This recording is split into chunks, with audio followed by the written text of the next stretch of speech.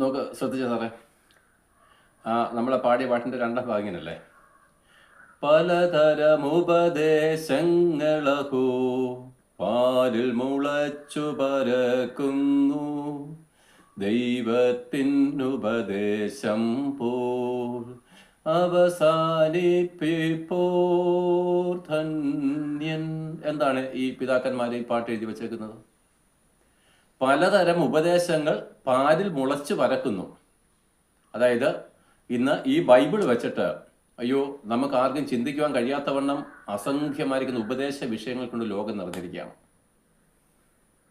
എന്നിട്ട് ഈ പാട്ടുകാരൻ അവസാനം പറയുകയാണ്, ദൈവത്തിന്റെ ഉപദേശം പോലെ അവസാനിപ്പിക്കുന്നവൻ ധന്യൻ എന്ന് വെച്ച് കഴിഞ്ഞാൽ സ്വർഗത്തിൽ പിതാവിന്റെ മടിയിൽ ചെല്ലുക. അപ്പോൾ നമ്മുടെ മതങ്ങൾ ഉപദേശിക്കുന്നതല്ല, നമ്മുടെ പുരോഹിതന്മാരുടെ പഠിപ്പിയിലല്ല, മറ്റുള്ളവര് എന്തെങ്കിലുമൊക്കെ നമ്മളെ സന്തോഷിപ്പിക്കാൻ വേണ്ടി പറയുന്ന ഉപദേശങ്ങളുമല്ല. അപ്പോസ്തലന്മാര് എന്ത് ഉപദേശം പറഞ്ഞുവോ, അവരെന്തു സുവിശേഷം അറിയിച്ചുവോ, ആ സുവിശേഷത്തിനെ വിശ്വസിക്കുകയും അതിനൊത്തവണ്ണം ദൈവത്തിന് ഉപദേശം പോൽ അവസാനിപ്പിപ്പോൾ ധന്യൻ. അപ്പൊ ദൈവത്തിന്റെ ഉപദേശം എങ്ങനെ പഠിപ്പിച്ചുവോ അതുവണ്ണം പരിശുദ്ധാത്മാവിൽ നമ്മൾ അനുസരിക്കുന്നു എങ്കിൽ നമുക്ക് അവിടെ ചെല്ലാം. അല്ലാതെ ആർക്കും അവിടെ ചെല്ലാൻ പറ്റത്തില്ല. കാരണം എന്താണെന്നറിയാമോ?